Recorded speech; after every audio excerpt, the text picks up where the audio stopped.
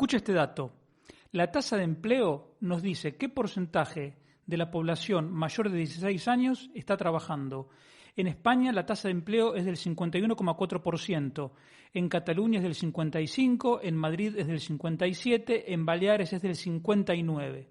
Asturias tiene la menor tasa de empleo de toda España, que es del 43%, algo que se explica principalmente por la emigración de los jóvenes. Y es una tasa de empleo que está lejos del 47%, por ejemplo, de Galicia y el 50% de Cantabria. Es otra forma de ver la obra de destrucción económica y social que el socialismo empobrecedor viene efectuando en Asturias. Empezamos.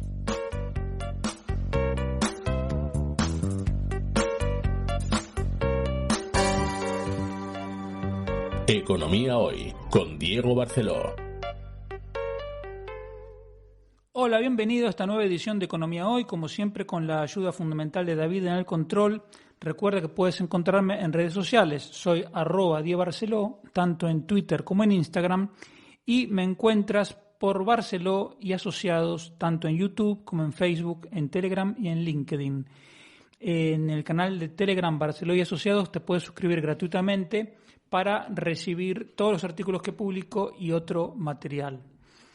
Antes, una de las primeras cosas que te quiero comentar tiene que ver con el proyecto de presupuestos para el año 2023, y en particular sobre un punto que te mencioné de pasada, el programa anterior, pero que le di más vueltas y me quiero detener porque tiene para mí mucha gravedad.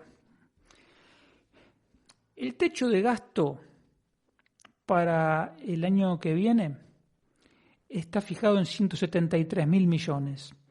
El techo de gasto solo comprende la Administración General del Estado, es decir, el Estado Nacional, y hay muchos conceptos que no entran ahí, porque el gasto público total es 3 veces mayor, más o menos. A lo que voy, que el techo de gasto subió en 10 años un 36%. Pero si tenemos en cuenta también el gasto que se va a financiar con fondos de la Unión Europea, que directa o indirectamente también terminaremos pagando nosotros porque la Unión Europea no tiene sus propios recursos, el techo de gasto desde 2013 hasta el año que viene se habrá incrementado un 56%. Si hablamos del gasto público total de todos los 3 niveles de gobierno, los 4 niveles de gobierno en realidad, si contamos también las diputaciones, el gasto total en estos mismos 10 años, 2013-2023, tendrá un aumento del 45%. Ahora, si vamos a renglones específicos del presupuesto, tenemos que, por ejemplo, el presupuesto de las Cortes Generales, siempre entre 2013 y 2023, subirá un 33%, el del Consejo de Estado un 51%, el del Tribunal de Cuentas, el Tribunal Constitucional, el Consejo General del Poder Judicial, todo eso tienen aumento de presupuesto de más del 20%. Siempre en estos mismos 10 años, la partida que va al Ministerio de Justicia subirá un 53%, el del Ministerio del Interior un 45%, y no es posible saber lo que sube el presupuesto en estos 10 años de todos los ministerios, porque, como sabes, Sánchez, para dar cabida a los comunistas, desdobló algunos ministerios, y entonces así surgieron nuevos ministerios como el de Igualdad, el de Universidades, etc.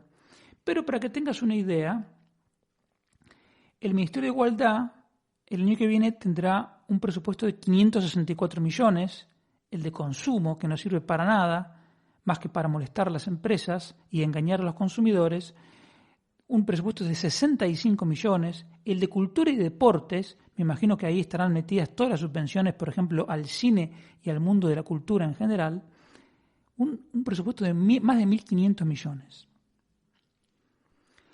Ahora, en toda casi te diría esta orgía de gasto público, donde todo sube, hay una gran excepción. ¿Cuál es? Es la casa de Su Majestad el Rey, cuyo presupuesto desde 2013 está congelado en 8 millones de euros, es decir, 10 años seguidos en 8 millones de euros. En 2013, el presupuesto de la Casa Real equivalía al 0,0017% de todo el gasto público. Y el año que viene va a ser menos, no va a llegar ni al 0,0012%. Eso para los que dicen que la Casa Real es muy cara. Entonces tú puedes pensar, de hecho lo que yo quise investigar, digo, bueno, a lo mejor está congelado el presupuesto desde 2013, pero a lo mejor resulta que en los años anteriores había subido mucho.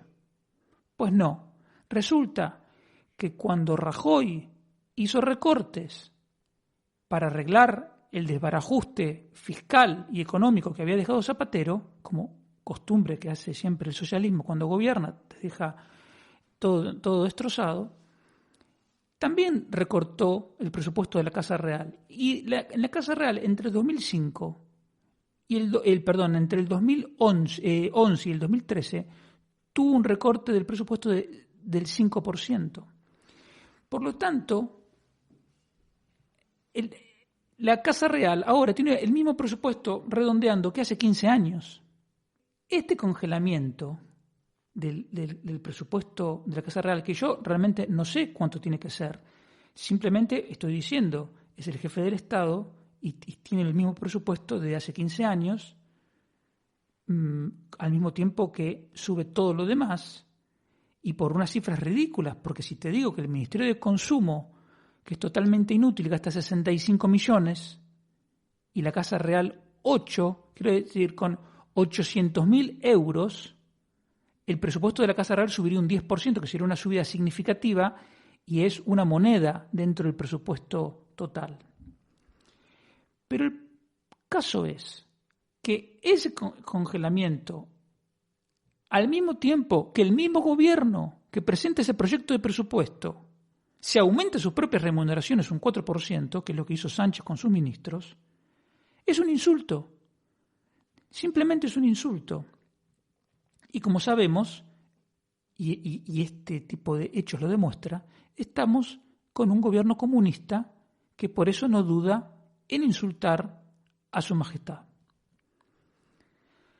Pero en realidad es peor que un insulto, porque esto es la prueba de que el gobierno de Pedro Sánchez está trabajando activamente por el desprestigio de la monarquía y no duda en debilitar esta institución que es fundamental.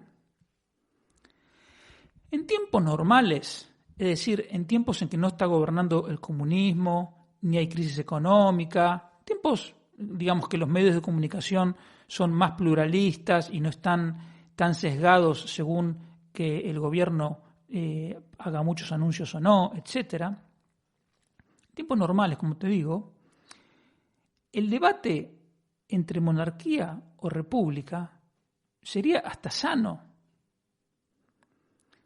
porque, digamos, no habría ningún problema, es totalmente compatible con la libertad. Pero como te digo, ahora no son tiempos normales, porque hay una parte del gobierno que es abiertamente comunista y hay otra parte del gobierno que consiente esa agenda comunista. Por lo tanto, en este caso no hay ningún debate.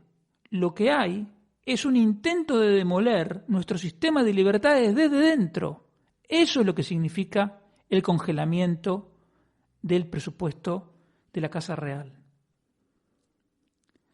¿Y por qué te hablo de nuestro sistema de libertades? Porque la permanencia del rey, más allá de que a ti te guste o no te guste el rey, de que te guste o no te guste la monarquía, en la realidad de hoy, el rey y su permanencia es la garantía de nuestra libertad, porque es la última barrera que se opone a la agenda bolivariana, que es lo que busca la gente de Podemos con la complicidad del PSOE y de Pedro Sánchez, la agenda bolivariana. Hay cosas características de la monarquía que son obvias. Por ejemplo, yo creo que es obvio que hoy no hay ningún político de los que podría aspirar a ser presidente que pueda compararse con con el rey Felipe VI, digamos, en capacitación, etcétera, y tampoco en independencia, porque el rey, como te comenté también el otro día, no le debe su puesto a nadie. Entonces es el único que puede garantizar una plena independencia de poderes supranacionales, de la banca, de empresas, de otros países, de sindicatos, de lobbies, etcétera.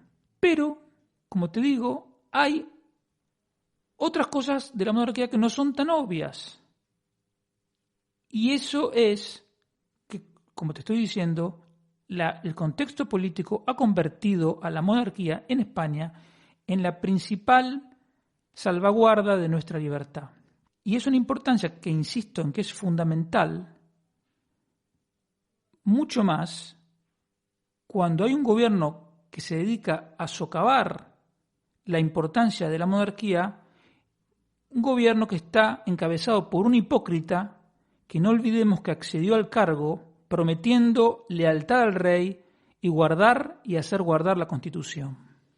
El segundo punto que te quería mencionar también tiene que ver con los presupuestos. Si tú miras la nota de prensa que acompañaba este proyecto de presupuestos, había una cosa que la verdad que llamaba la atención, porque el gobierno de Pedro Sánchez estaba sacando pecho porque iba a volver a hacer una aportación a la hucha, la llamada hucha de las pensiones, es decir, el Fondo de Reserva de la Seguridad Social.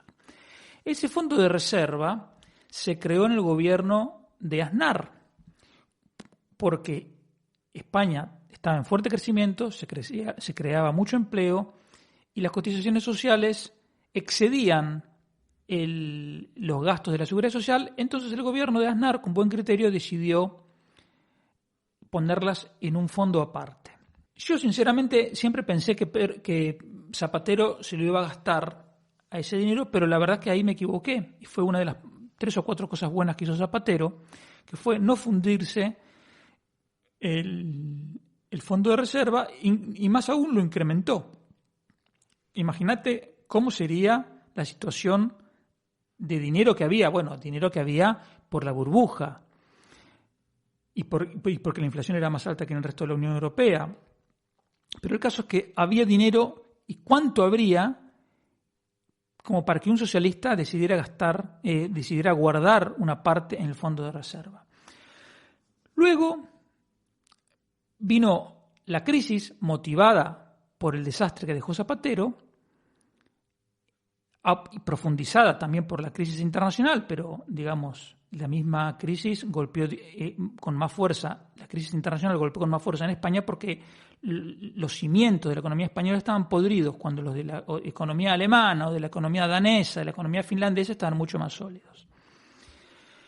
El caso es que ahí no hubo más alternativa que usar esos recursos para pagar las pensiones, cosa que a cualquier persona razonable le parece bien, porque si tú tienes unos ahorros, seas un gobierno o seas una familia, es para usarlos cuando las cosas están mal dadas. Peor dadas que en 2012 y 2013, difícil. Por lo tanto, se usó ese dinero y prácticamente quedó reducido a nada.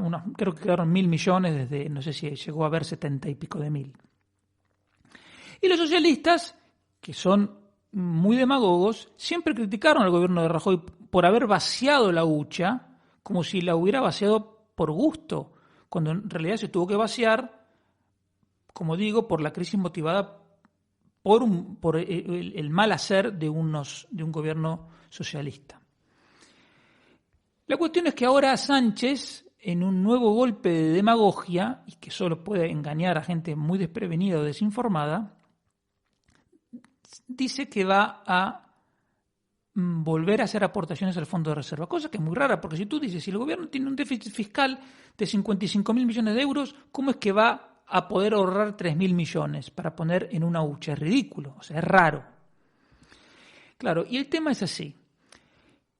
No te olvides de que José Luis Escrivá, el lamentable ministro de Seguridad Social, no tuvo mejor idea que anular el factor de sostenibilidad que se había aprobado en la época de Rajoy y reemplazarlo, como no, por un incremento de las cotizaciones sociales. Ese incremento es de 0,6 puntos porcentuales que se va a empezar a cobrar a partir del año que viene. Entonces, lo que se recaude por ese 0,6 lo van a poner en una cuenta aparte. La excusa es que con eso piensan durante 10 años alcanzar un fondo de alrededor de 50.000 millones, que no van a servir para nada, porque esos 50.000 millones a valores de hoy equivale más o menos a la nómina de 4 meses. Y dentro de 10 años probablemente sea la nómina de 3 o de 2 meses y medio. Por lo tanto, no va a solucionar ningún problema. Y esta es otra de las grandes barbaridades de este gobierno, que va a dejar una seguridad social que ya estaba mal, pero que va a estar bastante peor. El punto es que esta gente se jacta de que va a ahorrar 3.000 millones, pero yo te digo simplemente dos datos. Uno, las cotizaciones sociales recaudan en todo el año 155.000 millones. Solo por el pago de las pensiones contributivas, que evidentemente es la parte del león, ¿no? Es la parte más grande, hay gastos en la seguridad social por 170.000 millones. Es decir, que solo teniendo en cuenta cotizaciones y pensiones contributivas hay un déficit de 15.000 millones. ¿Tú me quieres decir cómo es que el gobierno nos puede tener la cara tan dura como para decirnos que van a ahorrar 3.000 si ya de mano arrancan con un déficit de 15.000? Es simplemente, no tiene el menor sentido. No tiene el menor sentido.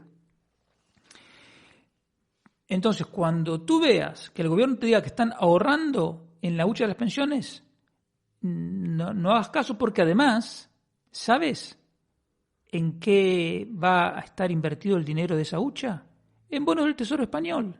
Es decir, si tú quisieras verdaderamente ahorrar y quisieras que eso sea dinero seguro, lo invertirías en bonos de Holanda o en bonos de Alemania, no en bonos de uno de los países que tiene la deuda pública más alta de toda Europa, porque probablemente esos bonos, no digo que no se vayan a pagar, pero sin ninguna duda no tienen el mismo grado de seguridad que los bonos de otros países. Pero es que además, conceptualmente, ¿cómo vas a ahorrar? ¿Cómo el gobierno va a decir que ahorra en papeles del mismo gobierno que tiene un déficit fiscal enorme y que tiene una deuda pública gigantesca? Es que no tiene sentido. No tiene sentido. Entonces, no tiene sentido dos veces. Primero, porque no puede ahorrar algo que está en déficit. Y segundo, porque no tiene sentido poner ese dinero, digamos que el gobierno se compre a sí mismo bonos y que lo apunten en una cuenta aparte diciendo, sí, esto es ahorro. Bueno, es ahorro, entonces con ese criterio podrían decir que están ahorrando 100.000 millones, lo que quieran, pueden decir que ahorran, porque total, como es un dibujo, pueden dibujar lo que quieran. Y el tercer punto que te quería comentar tiene que ver con Inglaterra. Hace unos días, creo que fue exactamente el 23 de septiembre, la nueva primera ministra, Liz Truss, aprobó un paquete de medidas que yo te dije que era arriesgado, pero también lo califiqué de valiente. ¿Por qué? Porque, en primer lugar, una subida del impuesto de sociedades de 19% al 23%, que había dejado aprobado el gobierno anterior, el de Boris Johnson, a partir del año que viene, subió al 2023, esta mujer, el 23 de septiembre, si mal no recuerdo, anuló esa subida. Y el tipo máximo del IRPF lo bajaba del 45 al 40. Entonces, muy bien esos dos puntos. Pero, ¿qué pasa? Como ya te comenté en su día, Reino Unido tiene un déficit fiscal muy grande. Y además de rebajar los impuestos, Liz Truss anunció aumentos de gasto muy grandes también. Entonces, los mercados reaccionaron muy mal, devaluando la libra, perdiendo valor los títulos públicos, etc. Para hacer la historia breve, hoy viernes 14 de octubre, se decidió destituir al ministro de Economía. Entonces, evidentemente, lo que fue valiente por un lado, fue por otro lado torpe, y más que valiente, temerario. Digamos, si solo mirábamos,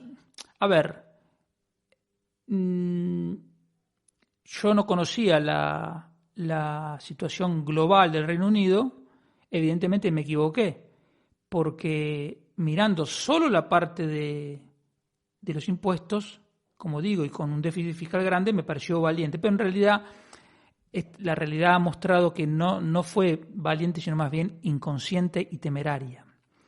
Pero mi intención no es tanto criticar a ella, que es un accidente en la historia del Reino Unido, sino que sirva de experiencia para cuando algún día en España gobierne un partido que defiende la libertad. ¿Por qué? Porque no basta con tener capacidad técnica. Si bastara con tener capacidad técnica, iríamos a Harvard y contrataríamos al mejor estudiante de Harvard para que sea presidente del gobierno de España y a otra cosa. Pero el arte de gobernar requiere pericia técnica, pero también necesita olfato, experiencia, visión. Hay un libro que se llama On War, o sea, sobre la guerra. Es el primer libro, digamos, el primer libro que se escribió sobre la guerra como un tema teórico de von Clausewitz. Y a mí siempre me llamó la atención porque en cuanto empieza te dice la primera, y esto creo que ya te lo conté alguna vez, la primera cualidad del general exitoso es tener, y él lo pone en francés, yo francés pronuncio mal, pero es coup d'huile, o sea, golpe de vista. Golpe de vista. ¿Y eso qué es golpe de vista? Es estar con las tropas, mirar y entender la situación. Eso no se aprende en ningún lado. Maquiavelo, en El Príncipe, una de las cosas que recomienda el Príncipe es: usted vaya andando a caballo y en cualquier momento se para y mira. Y mira el terreno y diga, ¿y si me atacan por la derecha? ¿Y si me atacan por el llano? ¿Y si yo tengo que atacar? ¿Dónde pondré mis tropas? Etcétera, etcétera. La decisión política es similar a la decisión militar en esos tiempos. Hay que decidir sobre el terreno y en gran parte esa decisión se tiene que apoyar en una visión, en un olfato, en una comprensión que no nos pueden dar los números fríos ni los informes, por más excelente que sea el técnico que lo escriba. A mí el mejor ejemplo que me viene a la cabeza es el de Carlos Menem en Argentina. No te puedes imaginar la situación que se encontró y no te puedes imaginar tampoco cómo lo revirtió. Porque tenía una capacidad, una visión que evidentemente Liz Truss no tiene. Y el punto es, como me dijo un día mi amigo Sergio Márquez, no se puede ir más rápido de lo que la gente entienda y habría que añadir, no se puede ir más rápido tampoco de lo que los mercados entiendan. Y aquí tampoco hay lugar para las teorías conspiranoicas de los mercados, como diría Pedro Sánchez, la gente en reuniones con los puros, no. Los mercados son simplemente gente gestionando sus propios recursos o los de la empresa para la cual trabaja o los recursos de sus clientes. Por lo tanto, lo único que quiere hacer un gestor de patrimonios es preservar el dinero de sus clientes de manera acorde con el mandato que le hayan dado. Entonces, de acuerdo con cuál será el mandato, tomará más o menos riesgo. Porque cuando caen los precios, en este caso de los bonos ingleses, no olvidemos que ese precio, por ejemplo, una caída del 10%, ese precio quiere decir que alguien vendió, pero también alguien compró. Si en todos los precios que tú ves de una acción o de un bono, hay alguien que compra y alguien que vende. Si no hay dos partes, no hay precio. Por lo tanto, esas teorías conspirativas no salieron a vender, ordenaron ventas, pero ¿cómo salieron a vender si alguien también al mismo tiempo compró? Simplemente esta señora no fue capaz de transmitir confianza. Porque otro genio de la política como Ronald Reagan sí hizo esto, no sé exactamente las proporciones, pero tenía déficit, bajó los impuestos y subió el gasto militar, y sin embargo Reagan pasó la historia como un genio y de hecho lo fue porque es el hombre que terminó derrotando al comunismo. Aprender de este paso en falso, como decía el historiador argentino Rosendo Fraga, las crisis se producen por errores de cálculo. Esta señora calculó mal, evidentemente, y aunque su discurso a mí me atrae porque habla de la libertad, de bajar los impuestos, de bajar el peso del sector público, etcétera, al final, flaco favor le ha hecho a la lucha en favor de la libertad porque probablemente esto probablemente no, ya está retrocediendo. Tuvo que sacar al ministro. El impuesto de sociedades va a subir al 23% como estaba previsto y la bajada del IRPF del 45 al 40 no se va a producir. Por lo tanto, es una derrota total. Por ir más rápido de lo que le permitía la situación, queda como está y sin el hombre de confianza en el Ministerio de Economía, que es el que ella quería. Por lo tanto, una derrota total. Es más, hablan incluso de que la quieren ya reemplazar. Una cosa increíble. Entonces, aprendamos de esto para cuando un día gobierne un partido que defiende la libertad y que no se cometan los mismos errores. Y, como nota a pie de página, esto no pasa en España simplemente porque está el Banco Central Europeo. Que tú fíjate el daño que produce el Banco Central Europeo. No solo creó la inflación, no solo impulsó a mucha gente a que se endeudara y que ahora van a tener problemas para pagar sus hipotecas, no solo a partir de esas mayores insolvencias va a generar problemas en los bancos, sino que además ha sido un auxilio de los gobiernos manirrotos y demagogos como el de Pedro Sánchez. Si no estuviera el Banco Central Europeo comprando, la deuda española, con toda lógica, tendría que caer violentamente de precio, la prima de riesgo se dispararía. ¿Y qué conseguiríamos? Conseguiríamos que el mercado disciplinaría a estos irresponsables porque los obligaría a tomar medidas, es decir, a recortar el gasto y a dejarse de demagogias.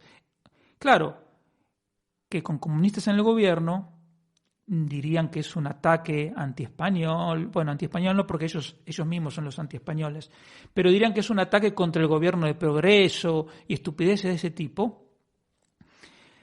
Pero lo que quiero decir es simplemente que al final el Banco Central Europeo, además de todo el daño inflacionario que está provocando, y ahora me voy a referir a eso desde otro punto de vista, también termina apoyando a los irresponsables demagogos manirrotos como Pedro Sánchez.